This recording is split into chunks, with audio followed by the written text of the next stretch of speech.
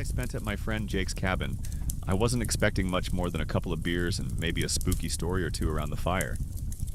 I'd been to the cabin a few times before, a little place out in the woods he'd inherited from his grandfather, and honestly, the vibe was more 1970s hunting lodge than haunted hideaway.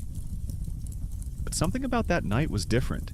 It was October, that time of year when the temperature drops fast once the sun goes down, and the wind starts to carry the smell of damp leaves and wood smoke. We were supposed to be there just for the night, catching up. No one else was around for miles, and we turned off our phones for a no-tech night. It sounded relaxing at first, like something we both needed. Around midnight, we were sitting in front of the fire, telling stupid ghost stories, when Jake suddenly got quiet. After a moment, he said, "I ever tell you about the people who used to live here before my family?" I shook my head, half interested. My grandfather didn't talk about it much, but he used to say this place wasn't always empty. Back in the 1930s, there was a family who went missing out here. Just vanished. Like their beds were still made, table was set for dinner, but they were just gone. I laughed it off, assuming he was just trying to set the mood. But he didn't smile, just stared into the fire like he was thinking about something. A moment later, we heard a sharp knock on the cabin door.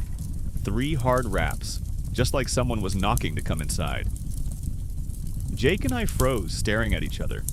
No one was supposed to be anywhere near us, and no cars or footsteps had approached. There was nothing for miles but trees, and animals don't knock. "Probably just a tree branch," I muttered, trying to keep my voice steady. "Sounded like a knock," Jake whispered back, but neither of us moved. After a few seconds, he walked over to the door and slowly turned the handle, just enough to peek outside. I held my breath, heart pounding in my chest. "No one there," he said, shutting the door and locking it. We sat back down, neither of us mentioning it, but I could feel the tension in the air, a strange, almost electric energy. Jake seemed uneasy too, glancing at the door every few minutes like he was expecting something. I couldn't shake the feeling that we weren't alone. Then, just as I was about to ask if we should pack up and leave, I heard it. A low, faint whisper.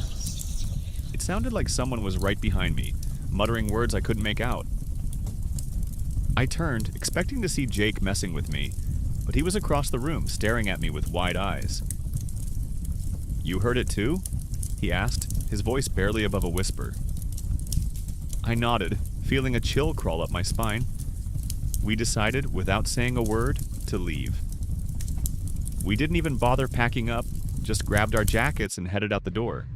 The air outside was colder than it should have been, biting into my skin as we hurried toward the car. I thought I heard footsteps behind us, but I didn't dare look back. The drive back was silent, both of us too shaken to talk. We haven't spoken about it since, and Jake refuses to go back to the cabin. But sometimes in the dead of night, I hear those same whispers.